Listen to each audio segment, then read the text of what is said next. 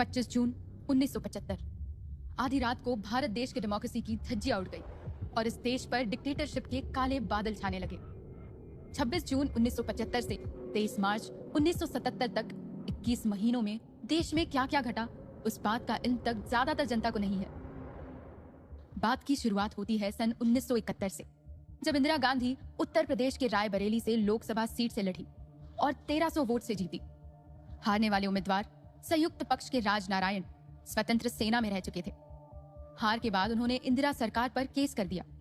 कारण था चुनाव के दौरान 2 बार किया गया आचार संहिता का भंग। राजनारायण ने इलाहाबाद हाईकोर्ट में इन 2 बिहाफ पर केस किया था।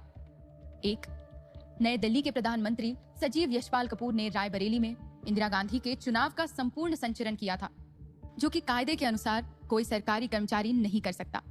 और दूसरा, रायबरेली में जिस मंच का निर्माण किया गया था उसकी फंडिंग उत्तर प्रदेश के सरकारी कर्मचारियों ने की थी, जो कि आचार संहिता के खिलाफ था। राजनारायण के केस एडवोकेट शांति भूषण लड़ रहे थे। जी हाँ, ये वही शांति भूषण है जिनके बेटे प्रशांत भूषण आज के आम आदमी पार्टी के सदस्य है, जबकि इंदिरा गांधी के वकील थे वीआईपी खरे। केस की कार्यवाही के दौरान जस्टिस सिन्हा ने मार्च 1975 में खुद प्रधानमंत्री को कोर्ट में हाजिर होने का समन्स भेजा। ये अपने आप में एक बड़ा ऑर्डर था। मामले की सुनवाई कर रहे थे जस्टिस सिन्हा, जिनको काफी स्ट्रिक्ट जस्टिस माना जाता था। सवाल था, क्या वो प्रधानमंत्री के खिलाफ फैसला देंगे? इससे पहले कभी खुद भारत के प्रधानमंत्री की कोर्ट में पेशी नहीं हुई थी। खैर, 18 मार्च 1975 के दिन श्रीमती इंदिरा गांधी कोर्ट में हाजिर हुई। प्रधानमंत्री का मान रखते हुए उनकी बैठने की व्यवस्था न्यायमूर्ति के बाजू में ही की गई थी, लेकिन उनकी कुर्सी जस्टिस सिन्हा के थोड़ी नीचे रखी गई थी। इस घटना से ये साबित हो गया था कि जस्टिस सिन्हा किसी भी पक्षपात के बिना अपना फैसला सुनाने वाले थे। इसके बाद उनके अनुसार उनको खरीदने के कई प्रयत्न किए गए, लेकिन सभी निष्फल साबित हुए। कुछ दिन तक कार्यवाही चलती रही और समाचार मिले कि जस्टिस सिन्हा ने मिसेस गांधी को अनसीटेड कर दिया है। साथ ही साथ अगले 6 महीने तक कोई इलेक्शन में लड़ने का परमिशन भी नहीं था। ऑर्डर के पेपर्स इंदिरा गांधी तक पहुंच गए। उनके चेहरे पर गंभीर आ गई। तभी इंदिरा गांधी ने सोचा, मुझे लगता है मैं इस्तीफा दे ही देती हूँ। नहीं, इसके बारे में सोचते हैं हम। आप ऐसे जल्दबाजी में फैसला मत लीजिए। अब ये खबर आ रही है कि इस ऑर्डर पर 20 दिन का स्टे लगा है। हम इस बीच इस केस का सुप्रीम कोर्ट में दाखिला कर देंगे। एक काम और कर सकते हैं कि जब तक ये अपील का मामला निपट नहीं जाता, तब तक आप कांग्रेस अध्यक्ष की कुर्सी संभाल लीजिए, मैं प्रधानमंत्री की कुर्सी संभाल लेता हूँ, और जैसे ही ये मामला सुलझ जाता है आप फिर से कुर्सी संभाल लीजिएगा। ये बातें चल ही रही थी कि संजय गांधी भी अपनी मारुति कंपनी से प्रधानमंत्री निवास पहुंच गए। आइए जरा बात करनी है 2 मिनट। मैं अभी आती हूँ। ये मैं क्या सुन रहा हूँ? इस्तीफा दे रही हैं आप हरगिज ऐसा नहीं करेंगी। पीके बरुआ जैसे लोगों को जानती नहीं है आप। एक बार कुर्सी पकड़ेगा ना, जिंदगी भर नहीं छोड़ेगा और अंदर से सभी नेताओं को बदल देगा। आपके इस्तीफा देने का सवाल ही नहीं उठता। इंदिरा गांधी ने वही किया जो संजय गांधी ने कहा। उन्होंने इस्तीफा नहीं दिया। मामला हाईकोर्ट से सुप्रीम कोर्ट गया। वहां जस्टिस वीके अय्यर ने सुनवाई की और अपना फैसला सुनाया। तो क्या इमरजेंसी का ट्रिगर पॉइंट जस्टिस अय्यर का फैसला था? 25 जून को रामलीला मैदान में रैली होनी थी। पूरा विपक्ष वहां पर इकट्ठा था। जेपी नारायण इस रैली का नेतृत्व कर रहे थे। जेपी नारायण का भाषण सुनने वाले वहां पर करीब 5000 लोग की भीड़ जमा थी। हर तरफ चेहरे ही चेहरे थे और भीड़ ही भीड़ थी।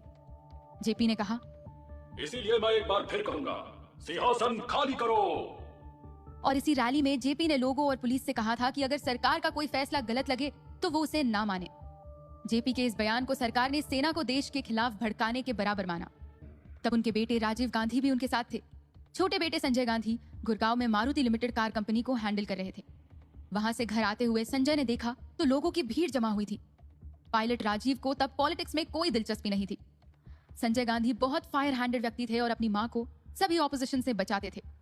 जब इंदिरा गांधी के पास त्यागपत्र देने के अलावा कोई चारा नहीं था, तब संजय गांधी को लगा कि त्यागपत्र देने का कोई उपाय ही नहीं है, क्योंकि इंदिरा गांधी को ऑपोजिशन से ज्यादा खतरा कांग्रेस के ही कुछ लालची लोगों से है जो प्रधानमंत्री के सीट पर बैठना चाहते थे। जेपी नारायण ने कहा कि अगर इंदिरा गांधी कोर्ट के फैसले के बाद भी इस्तीफा नहीं देती है तो प्रधानमंत्री निवास पर घेराव होगा। जेपी नारायण की रैली में पल पल क्या हो रहा था, इसके पल पल की जानकारी प्रधानमंत्री को हो रही थी। इंदिरा गांधी उस दिन ऑफिस नहीं गई थी। शाम के 7 बजे थे। श्रीमती गांधी के दोस्त सिद्धार्थ रे प्रधानमंत्री निवास पहुंचे। 21 जून की शाम को उस बड़े फैसले को अमल करने का टाइम आ गया था। दूसरा पावर सेंटर संजय गांधी का था। 25 जून की रात उनके साथ थे गृह राज्य मंत्री ओम मेहता, हरियाणा के मुख्यमंत्री बंसीलाल। ये लोग विपक्ष का मुंह बंद करने में जारी थे। संजय गांधी गिरफ्तार होने वाले नेताओं की सूची तैयार कर रहे थे। देखा जाए तो इमरजेंसी लगाने से पहले प्रेसिडेंट की मंजूरी की जरूरत थी। राष्ट्रपति से जेपी नारायण के आंदोलन के बारे में बहुत चर्चा की और उसके खतरे भी बताए। इसके बाद राष्ट्रपति ने सिद्धार्थ शंकर रे से संविधान के प्रावधान के बारे में पूछा। वकालत कर चुके राष्ट्रपति अहमद भी उनसे सहमत हो गए और तय हुआ कि आपातकाल घोषित करने के आदेश का ड्राफ्ट और इंदिरा गांधी का लिखित पत्र राष्ट्रपति को भिजवा दिया जाए। इंदिरा गांधी के सचिव आर के धवन एक बार फिर राष्ट्रपति भवन पहुंचे। उनके हाथ में चिट्ठी थी, राष्ट्रपति की चिट्ठी। राष्ट्रपति जी ने जिन कागज पर दस्तखत किए थे उन पर यह लिखा था, In exercise of the powers confirmed by clause confirmed by the Article 352 of the Constitution, I, Fakhruddin Ali Ahmed, President of India, declare that emergency exists where the security of India is threatened by internal disturbances.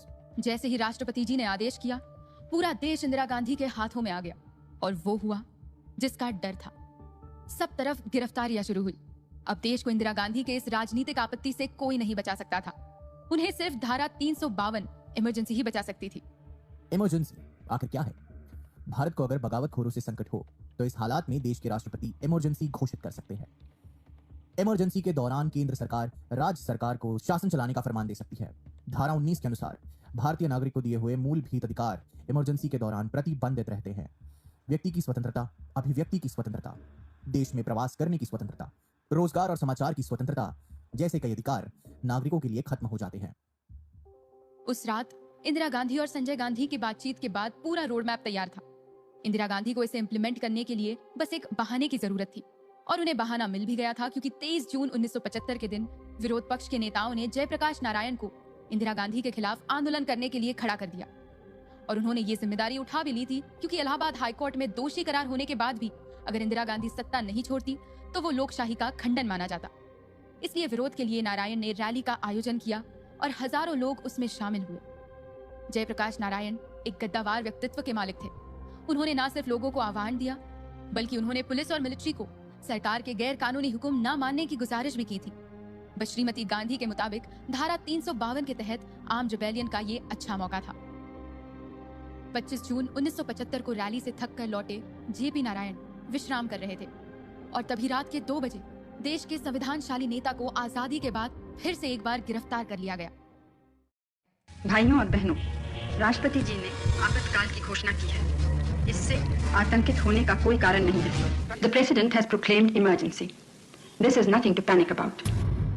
छात्रों ने बिहार के सरकार हटाने की मांग चालू कर दी। इस रवैये ने जेपी नारायण को विचलित कर दिया। ऑल इंडिया रेडियो पर श्रीमती गांधी के इस बयान के बाद देश में चारों ओर इमरजेंसी लागू हो चुकी थी। 26 जून 1975 की सुबह एक सुबह न होकर रात थी। देश में अफरा तफरी का माहौल था। संजय और इंदिरा गांधी ने किन किन को जेल में भेजना है उसकी पूरी लिस्ट तैयार की थी। कहा जाता है कि उस वक्त श्रीमती गांधी ने विरोधियों की जासूसी रॉ यानी कि रिसर्च एंड एनालिसिस विंग से करवाई थी। यूं तो चीन के आक्रमण के बाद इस ऑर्गेनाइजेशन को विदेश में जासूसी करने के लिए बनाया गया था, लेकिन इमरजेंसी के दौरान इसे विरोधियों के खिलाफ ही इस्तेमाल किया गया। गिरफ्तारी के लिए maintenance of internal security act यानी कि मीसा के कानून का इस्तेमाल किया गया। मीसा द्वारा पकड़े गए लोगों को अदालत में हाजिर करने की आवश्यकता नहीं थी। रात को ही मुरारजी देसाई, जयप्रकाश नारायण की गिरफ्तारी करवाई गई। उनके बाद ही राज नारायण, मधु दंडवते, मृणाल गोरे, समर गुहा और विजय गोयल जैसे दिग्गजों को भी पकड़ लिया गया। उस वक्त के दिल्ली यूनिवर्सिटी के स्टूडेंट काउंसिल के हेड अरुण जेटली और 18 साल के रजत शर्मा को भी पकड़ लिया गया। साथ ही थे अटल बिहारी वाजपेयी और लाल कृष्ण अडवाणी, जो कि बैंगलोर की जेल में डाल दिए गए।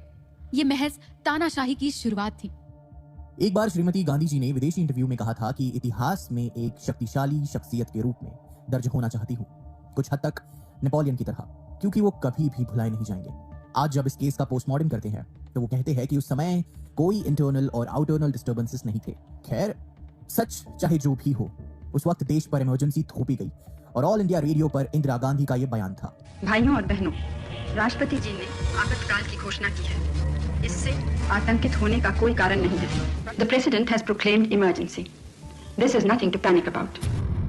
सुबह के 3 बजे तक इंदिरा गांधी बंगाल के चीफ मिनिस्टर सिद्धार्थ शंकर रे ये फैसला कर रहे थे कि लोगों को आपातकाल का मतलब कैसे समझाया जाए, क्योंकि इससे 3 घंटे पहले देश में इंटरनल इमरजेंसी लगा दी गई थी। मीटिंग खत्म होने के बाद गृह राज्य मंत्री ओम मेहता की मुलाकात सिद्धार्थ शंकर रे से हुई। को पता चला सब ये 12 की बिजली काट दी गई है। अब अखबार छाप ही नहीं सकता। नहीं, ये तो गलत है, ये अफवाह है। क्योंकि हमारी प्राइम मिनिस्टर ऐसा कुछ नहीं चाहती। अखबार क्या, कल तो हाईकोर्ट के दरवाजे भी नहीं खुलेंगे। खैर, मैं चलता हूँ। कुछ समय पहले तक सिद्धार्थ रे प्रधानमंत्री के साथ थे। इमरजेंसी कैसे लगाई जाए इस पर सलाह दे रहे थे। होम मिनिस्टर ओम मेहता की बातों से हैरान होकर वो फिर से प्रधानमंत्री से मिलने पहुंचे। सिद्धार्थ रे इंतजार करते रहे, लेकिन कुछ समय बाद इंदिरा गांधी नहीं, उनके बेटे संजय गांधी बाहर आए। सिद्धार्थ रे इंदिरा गांधी के बहुत करीब थे, लेकिन संजय गांधी के तौर तरीके उन्हें पसंद नहीं आते थे। क्या हुआ? क्या ये सब सच है? आप लोग नहीं जानते सरकार चलाना। क्या हुआ सिद्धार्थ? अभी मैंने सुना कि प्रेस की बिजली काट दी गई है और हाईकोर्ट को तो ताले लगाए जा रहे हैं। नहीं, ऐसा तो कुछ नहीं है। अगर ऐसा नहीं है तो ठीक है, अगर ऐसा है तो ये बहुत गलत हो रहा है। सिद्धार्थ रे इंदिरा गांधी के बहुत अच्छे दोस्त थे। उन्होंने उनकी बायोग्राफी लिखने वाली पुपुल जयकर को बताया कि कुछ देर बाद इंदिरा लौटी तो उनकी आंखें लाल थी और वो बहुत रुस्वाई सी थी। सिद्धार्थ, कल बिजली नहीं काटी जाएगी और हाई कोर्ट भी खुलेंगे। अगले दिन हाई कोर्ट तो खुले, लेकिन इक्का दुक्का अखबार ही निकले और ये समझ में आ गया कि इंदिरा गांधी के बदले कोई और फैसले ले रहा था। 26 जनवरी को सुबह 6 बजे अर्जेंट कैबिनेट की मीटिंग बुलाई गई। मीटिंग में आए मेंबर्स को अंदाजा नहीं था कि 6 घंटों में देश कितना बदल गया है। इंदिरा गांधी के 15 मंत्री मीटिंग में मौजूद थे, लेकिन उन्हें पता नहीं था कि मीटिंग किस लिए बुलाई गई। कुछ देर बाद इंदिरा गांधी उनके मंत्री के साथ दाखिल हुई। इमरजेंसी लगाई गई है। जयप्रकाश नारायण, मोरारजी देसाई और भी कई लीडर्स को गिरफ्तार कर लिया गया है। इस फैसले के बाद रूम में खामोशी छा गई। थोड़ी देर बाद कक्षा मंत्री स्वर्ण सिंह ने एक सवाल पूछा।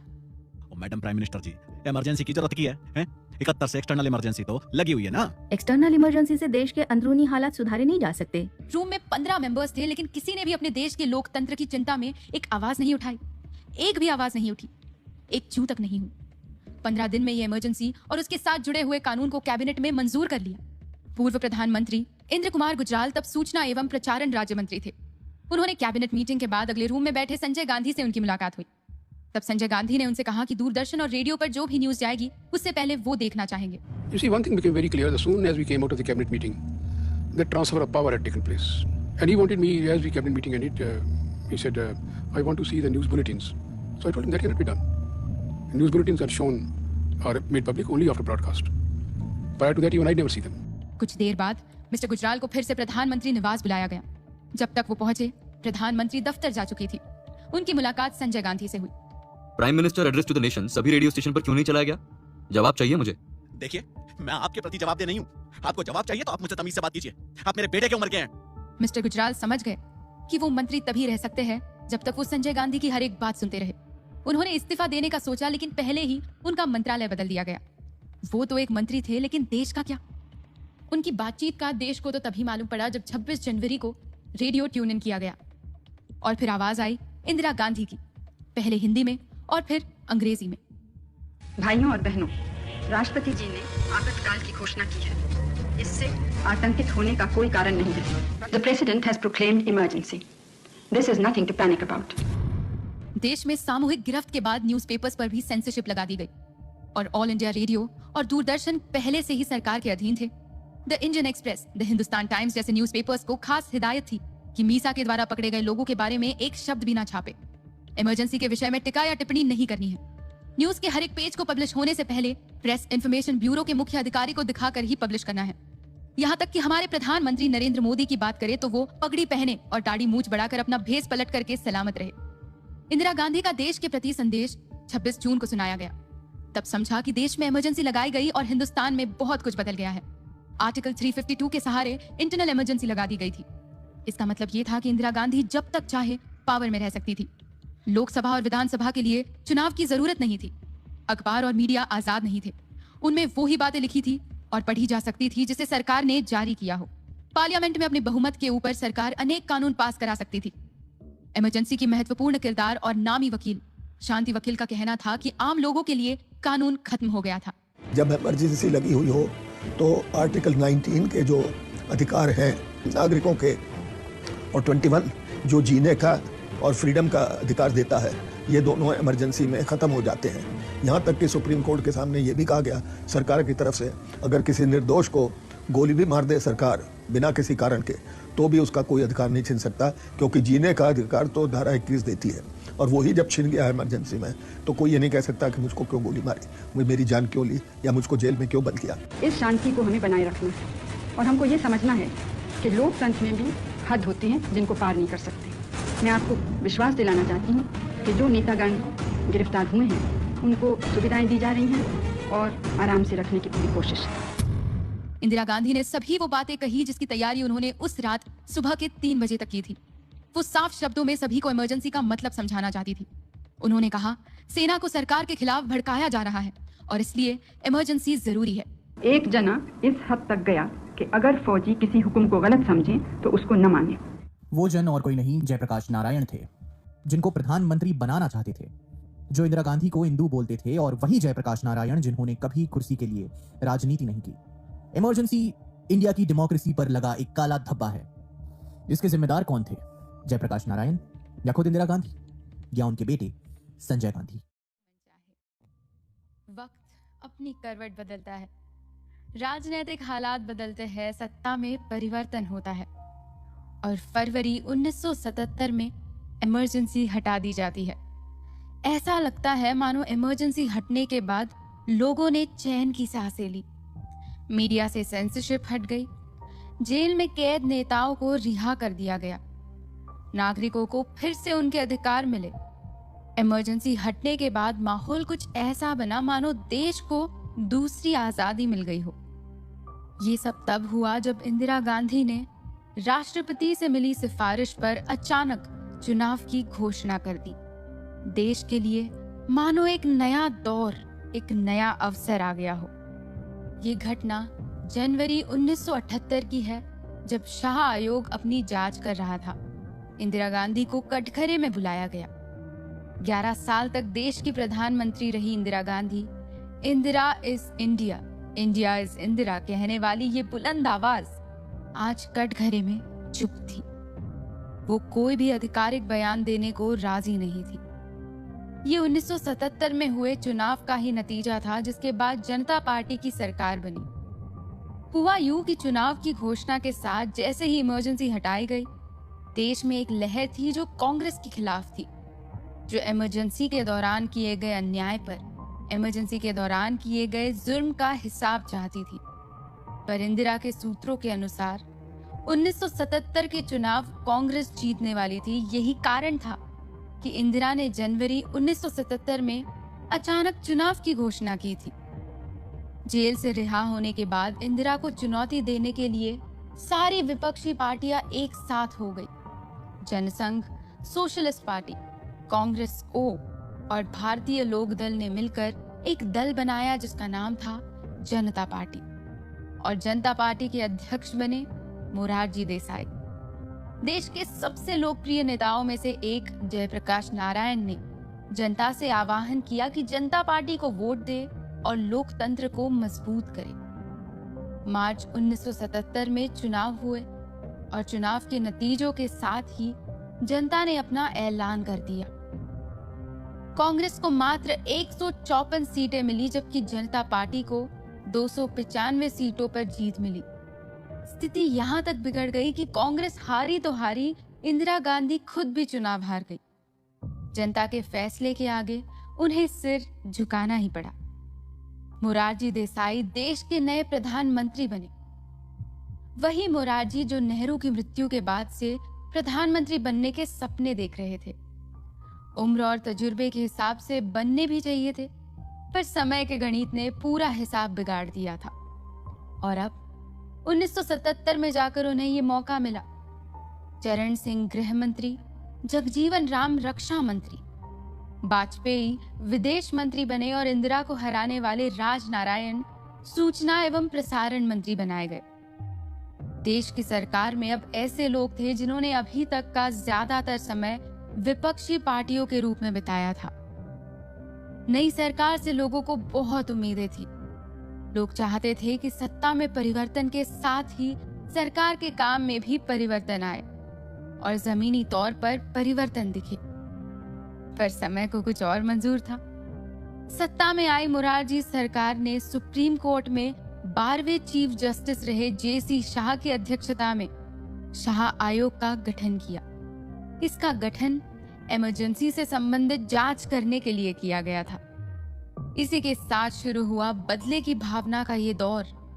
कहते हैं कि विपक्षी पार्टियां जमीनी हकीकत को बदलने के लिए नहीं, बल्कि बदले की भावना के साथ भी काम करने लगी।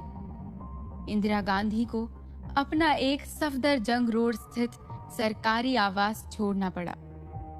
इसके बाद वे अकेली पड़ गई।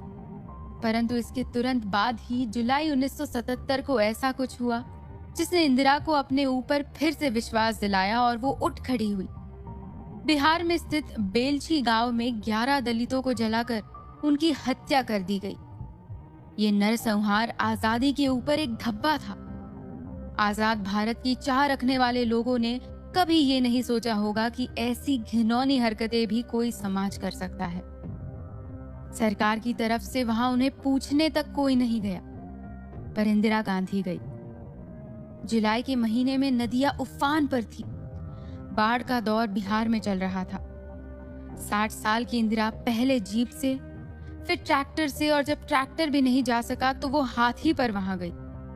गांव के लोगों ने इंदिरा के चारों ओर हुजूम लगा दिया और इंदिरा को एक बार फिर से अपने ऊपर विश्वास हुआ। कहते हैं ये उनकी लाइफ में एक टर्निंग पॉइंट था। इसके जवाब में इंदिरा को गिरफ्तार करने के लिए सीबीआई की टीम लगा दी गई। लोगों को साफ दिखने लगा कि सरकार का जोर किस तरफ है, सरकार की मंशा क्या है। फिर जनता ने दौर शुरू किया, इंदिरा तुम संघर्ष करो, हम तुम्हारे साथ हैं। यहाँ तक कि देश विदेश के अखबारों में तक सरकार की ये आलोचना की गई कि सरकार जनता के भले से ज्यादा इंदिरा से बदला लेने में ज्यादा उत्सुक है। कड़ी आलोचना हुई। नई सरकार को बने 1 साल से अधिक वक्त गुजर चुका था। सरकार के काम करने से लोगों की बची कुची आस भी खत्म हो रही थी। तब इस मुद्दे को लेकर वरिष्ठ पत्रकार कुलदीप नायर जेपी से मिलते हैं। वही जेपी जिनके कहने पर लोगों ने जनता दल को वोट दिए थे। वही जेपी जिन्होंने सदा के लिए प्रण किया था कि वो गद्दी से दूर रहेंगे, पर उनकी लोकप्रियता आज भी उतनी ही थी। इसके बाद कुलदीप मुरारजी से मिले थे, पर उन्होंने जवाब दिया, क्या जेपी अपने को नेहरू से बड़े समझने लगे हैं? सरकार का पतन साफ दिख रहा था। इंदिरा 2 पक्षों से लड़ रही थी। कांग्रेस के बाहर जनता पार्टी के खिलाफ और कांग्रेस के अंदर अपने विरोधियों को, जिसके कारण इंदिरा को कांग्रेस 1 का गठन करना पड़ा। और इसके बाद जब फरवरी 1978 में आंध्र प्रदेश में और कर्नाटक में विधानसभा चुनाव हुए तो कांग्रेस 1 को जीत मिली। एक बार फिर से कांग्रेस भारतीय राजनीति में उभरने लगी थी और वहीं दूसरी तरफ जनता पार्टी भीतर से टूट रही थी। राजनारायण और चरण सिंह पार्टी के फैसलों से, या यूं कहे मुरारजी से, असहमत रहने लगे और नाराजगी साफ दिखने लगी। चरण सिंह को सरकार से निकाला गया, फिर कुछ समय बाद फिर से उप प्रधानमंत्री बना दिया गया। सरकार को गिराने की खूब कोशिशें हुई। जनता पार्टी का विभाजन हुआ और मुरारजी देसाई के नेतृत्व वाली सरकार ने 18 महीने से भी कम समय में अपना बहुमत खो दिया। 1980 में ताजा लोकसभा चुनाव हुए जिसमें जनता पार्टी को व्यापक हार का सामना करना पड़ा और कांग्रेस पार्टी सत्ता में वापस आ गई। इंदिरा गांधी फिर से प्रधानमंत्री बनी। लोग पुराने दिन अभी भी नहीं भूले थे। इंदिरा ने कुछ मूल सुधार किए, पर ऑपरेशन ब्लू स्टार के बाद उनसे गुस्साए लोगों में से उनके बॉडीगार्ड्स ने ही उनको गोली मारकर उनकी हत्या कर दी। देश भर में फिर से नरसंहार हुआ और यूं कहे कि सिख समुदाय के खिलाफ काफी जुर्म हुए, पर गुजरते समय से बड़ी कोई दवाई नहीं। अगर हम 1970 के दशक तक की बात करें तो कांग्रेस पार्टी ने खुद को एक विशेष विचारधारा के साथ पहचाना था, जो एकमात्र समाजवादी और गरीब समर्थक पार्टी होने का दावा करती थी। अप्रत्यक्ष रूप से पिछड़ी जातियों के कल्याण का मुद्दा भी 1977 से राजनीति पर हावी होने लगा था।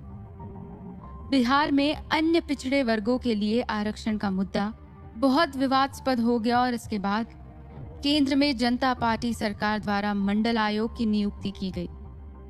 इससे पहले से ही शाह आयोग अपना काम कर रहा था।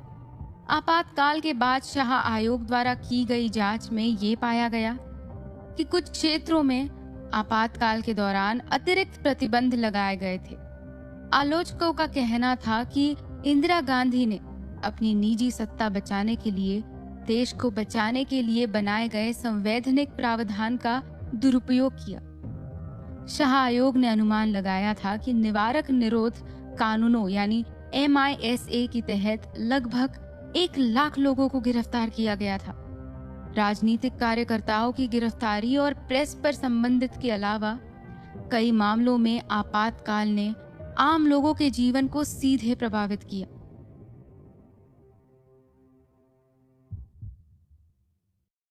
अगर हम इमरजेंसी के दौरान की गई संवैधानिक कार्रवाई की बात करें तो संविधान में पेश किए गए सबसे विवादास्पद संशोधन आपातकाल के दौरान ही लाए गए थे।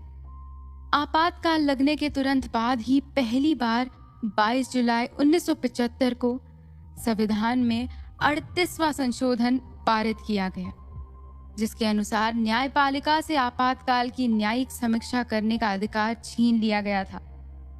यानी इससे पहले तक न्यायपालिका सरकार के द्वारा बनाए गए कानूनों, नियमों की समीक्षा कर सकती थी, पर अब यह अधिकार छीन लिया गया। इन अमेंडमेंट्स के 2 महीनों बाद कॉन्स्टिट्यूशन में 39th अमेंडमेंट किया गया। यह अमेंडमेंट इंदिरा गांधी के लिए प्रधानमंत्री का पद बनाए रखने के इरादे से पेश किया गया था।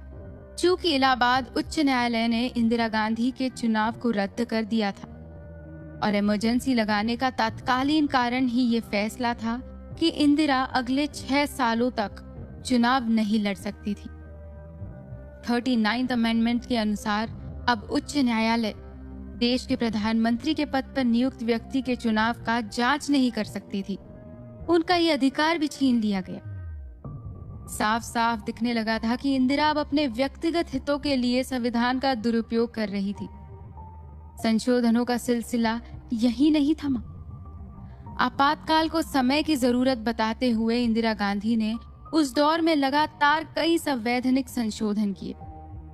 संविधान में 40th और 41st अमेंडमेंट के माध्यम से कई प्रावधानों को बदलने के बाद 47th अमेंडमेंट पेश किया गया, जिसने भारतीय कॉन्स्टिट्यूशन का मजाक बना दिया। इस अमेंडमेंट ने उस स्थिति को जन्म दिया जहां लोगों ने संविधान को भारत का संविधान कहने के बजाय इंदिरा का संविधान कहना शुरू कर दिया। इस संशोधन अधिनियम ने संविधान की प्रस्तावना के प्रावधानों को भी बदल दिया। साथ ही इस संशोधन के 59वें खंड ने सर्वोच्च न्यायालय के साथ संसद को सर्वोच्च अधिकार बनाने वाली कई शक्तियों को छीन लिया था, जिसके चलते अब बिना किसी न्यायिक हस्तक्षेप के संविधान के किसी भी खंड में संशोधन करने के लिए प्रधानमंत्री की अनियंत्रित शक्तियां प्रदान की गई थी। साथ ही इस संशोधन ने राज्य सरकारों के पास निहित अधिकारों को कम करते हुए केंद्र सरकार को और अधिक शक्तियां प्रदान की गई। साथ ही संशोधन अधिनियम के अनुच्छेद 368 ने किसी भी संवैधानिक संशोधन को किसी भी आधार पर किसी भी अदालत में प्रश्न में बुलाए जाने से रोक दिया था। इस अमेंडमेंट ने स्पष्ट रूप से संसद को संविधान के किसी भी बिंदु पर संविधान में संशोधन करने की अनुमति दी। संसद मूल रूप से इंदिरा की ही थी और जो वो कहती वो पास हो जाता था। पर इमरजेंसी हटने के साथ ही इन व्यक्तिगत रूप से लाए गए संशोधनों को अमान्य करार दे दिया गया और संविधान और भी अधिक उभर कर आया ताकि भविष्य में कोई भी इस प्रकार संविधान का दुरुपयोग न कर पाए। इमरजेंसी हटने के बाद 43rd अमेंडमेंट लाया गया, जिससे सुप्रीम कोर्ट और हाई कोर्ट की शक्तियां उन्हें वापस प्रदान कर दी गई। 44th अमेंडमेंट से न्यायपालिका को और अधिक मजबूत करने का काम किया गया। साथ ही इसने 42nd संशोधन हटाने के साथ संविधान को पहले से कई ज्यादा मजबूत बनाने का काम भी किया। इस अमेंडमेंट ने भविष्य में 42nd संशोधन जैसी स्थिति से बचने के लिए कई बदलाव किए। आपातकाल संबंधी प्रावधानों में आंतरिक अशांति के स्थान पर सशस्त्र विद्रोह शब्द जोड़ा गया और इसके साथ ही इस संशोधन ने मौलिक अधिकारों को भी मजबूत किया। ये तब था जब संविधान के 42वें संशोधन में संविधान की शक्तियों को कम कर दिया गया था। 1977 के संविधान में 44th अमेंडमेंट के रूप में लोकप्रिय संविधान में संशोधन की शुरुआत इंदिरा गांधी के नेतृत्व वाली भारतीय राष्ट्रीय कांग्रेस ने आपातकालीन अवधि के दौरान की थी। इन्हीं संशोधनों को भारत के इतिहास में सबसे विवादास्पद माना गया, क्योंकि इसमें संवैधानिक वैधता का अनुपालन करने वाले निर्णयों के उच्चारण में सर्वोच्च न्यायालय और उच्च न्यायालय की शक्ति को प्रतिबंधित करने का काम किया गया था। खैर, समय के इस चलते चक्रव्यूह में सरकारों का दौर आता और जाता रहा। जनता का जनता द्वारा जनता के लिए शासन आज भी सर्वश्रेष्ठ है। समय के इन ज्वार भाटों ने हमारे संविधान को और अधिक मजबूत किया और लोकतंत्र को सशक्त नींव दी, जिस नींव पर आज की सरकारें कल का भविष्य लिख रही है और लोकतंत्र और अधिक मजबूत होकर गुजर रहा है। ये थी इमरजेंसी की कहानी।